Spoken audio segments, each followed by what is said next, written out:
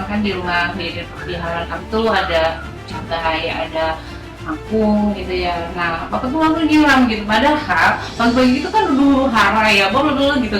Tapi bapak tuh nggak lupa gitu ngambil selang terus disiram gitu kan.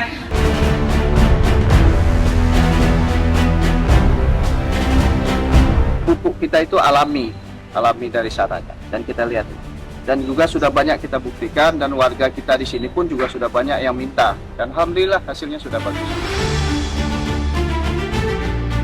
Itu hal yang membanggakan buat saya sebagai istri yang sama lingkungan di rumahku atau di lingkungan tempat kami tinggal sebegitu pedulinya menghidupkan tanaman hijau, apalagi kepada saya sebagai istrinya dan anak di rumah. Masya Allah.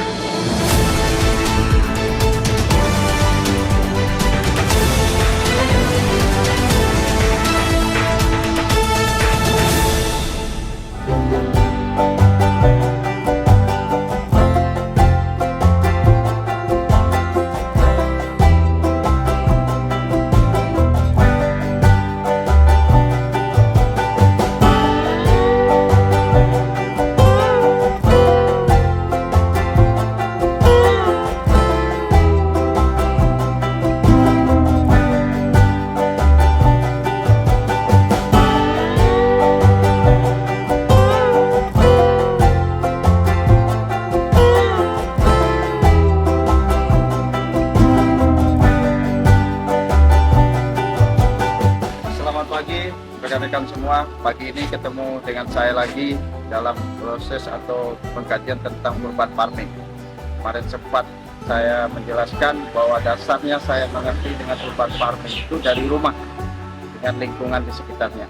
Baik, para sahabat, bisa kita lihat di samping rumah saya ini tidak begitu banyak tanaman, tetapi sudah mulai berangsur-angsur. Ini ada jenisnya cabai rawit, kemudian ada jeruk purut,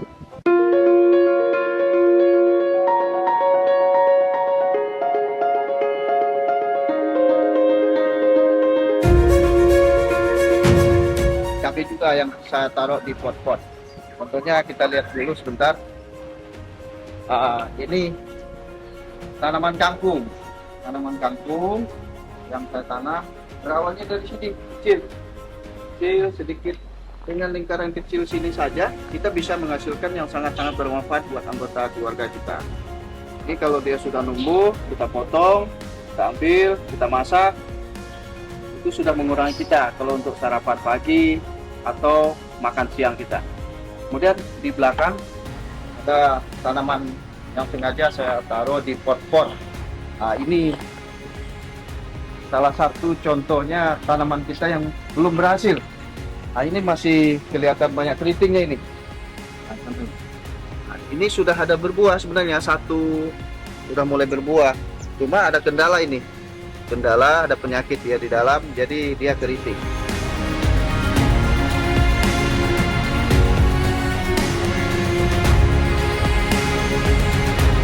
Kendala dengan tanaman kita ini, jangan belajar otodidak kita ini, kita coba, kita kasih pupuk dengan pupuk kandang juga belum.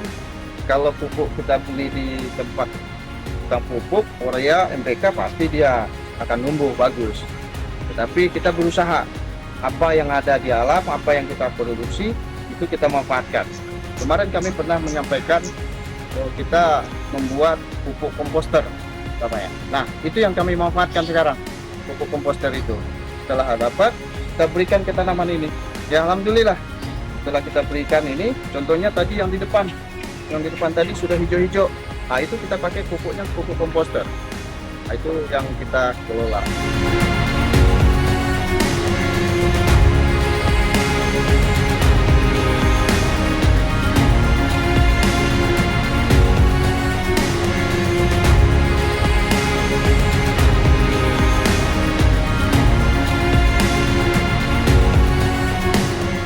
Baik, saya akan menjelaskan bagaimana cara menggunakan pupuk yang telah kita buat.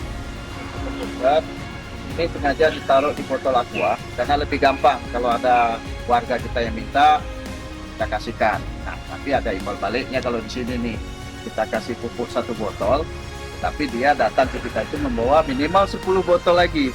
Tujuannya untuk penggantian botol. Dan kedua juga pengurangan sampah, sebenarnya pengelolaan sampah. Di sini sengaja saya membuatnya 1 ember. Nah, kalau kita buat, kalau pakai semprotan seperti ini ukuran 2 liter. Ini komposisinya bisa kita pakai, kalau umpamanya 1 liter itu bisa kita gunakan dengan 2 sampai 3 tutup botol aqua. Jadi nanti kalau kita punya alat, nanti kita akan cek juga berapa kekuatan dan nutrisi yang ada. Nah, di sini dengan ember itu dengan isi 4 sampai 5 liter. Ini karena kita sudah biasa, kita tidak usah tutup botol, jadi kita siram saja sebenarnya. Jadi perbandingannya itu 1 liter bisa 2 sampai 3 botol untuk 1 liter. Ini kita aduk. Ini tidak berbahaya ya, ini alami. Jadi kena tangan pun masih aman di tangan kita.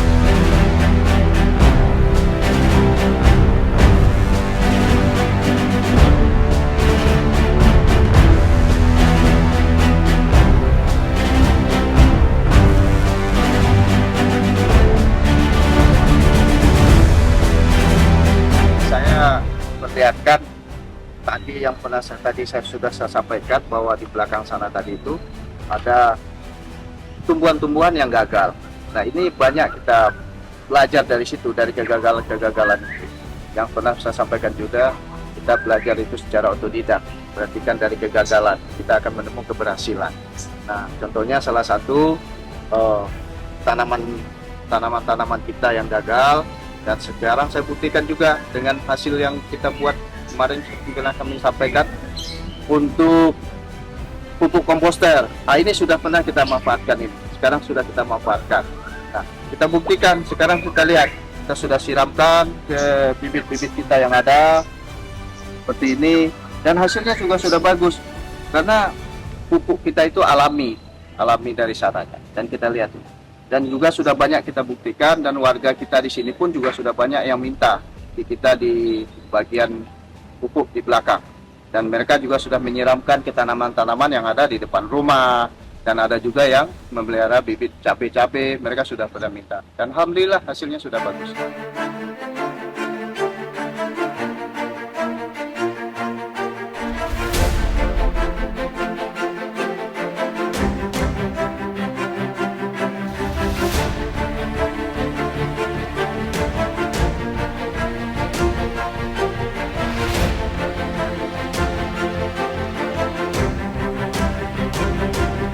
Saya sama suami itu 8 tahun pacaran. Setelah itu menikah, itu nggak pernah berhenti gitu. Rumah kami itu ditanami dengan kayak labu yang gantung itu ya. Terus udah gitu cabai-cabai kampung, bahkan bayam gitu.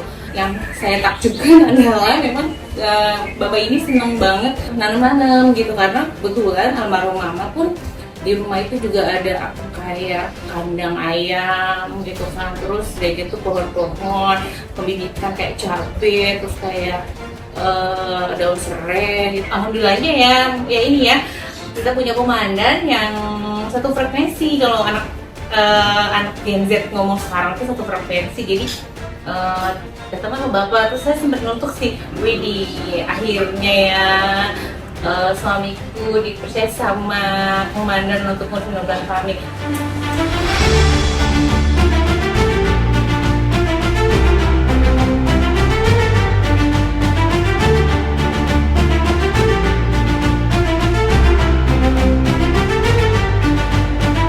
Kalau mulanya nih bapak dikasih amanat sama komandan untuk menghidupkan pertanian, karena itu asli ya, saya agak sempat itu kayaknya dia bener-bener sedikit berkurang gitu perhatian saya, karena bangun pagi langsung nih ke tanaman rumah. Kebetulan kan di rumah di halaman kami tuh ada cabai, ada kangkung gitu ya. Nah, bapak tuh langsung nyiram gitu, padahal pagi-pagi itu kan dulu hara ya, dulu gitu.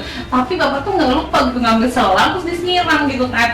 Aduh, terus kadang-kadang tapi ya sudahlah gitu. dia memang sudah hobi, dia tadi cintanya dia sama lingkungan hidup, ya kan.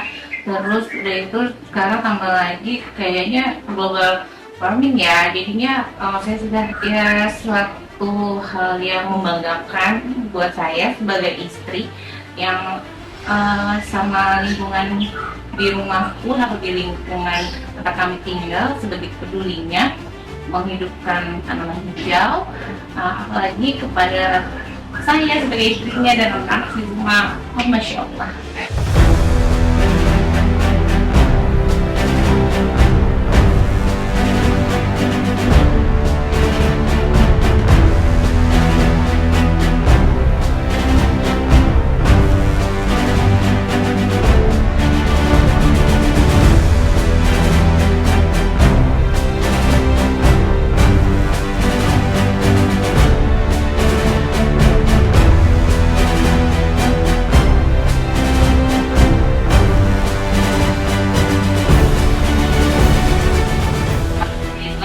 Allah menempatkan kami di batalion 201 suami itu bisa play lagi di rumahnya, mungkin masih kurang tapi suami mau belajar yaitu dengan kegagalan mungkin tidak bisa panen tapi dia mencari tahu, oh iya ternyata setelah soalnya ini, lalu coba lagi gagal dan ternyata berhasil. Itu membuat kita itu tidak boleh berhenti belajar dan saling bekerja sama dalam satu rumah tangga. Terima kasih banyak Bapakku, suamiku tersayang. Thank you.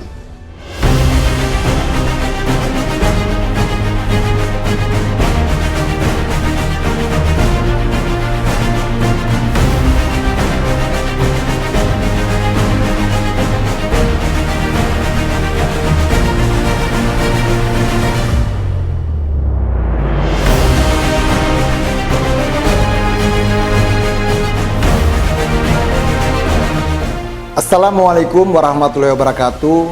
Salam sejahtera untuk kita semua. Shalom, Om Swastiastu, Nama Budaya, Salam Kebajikan.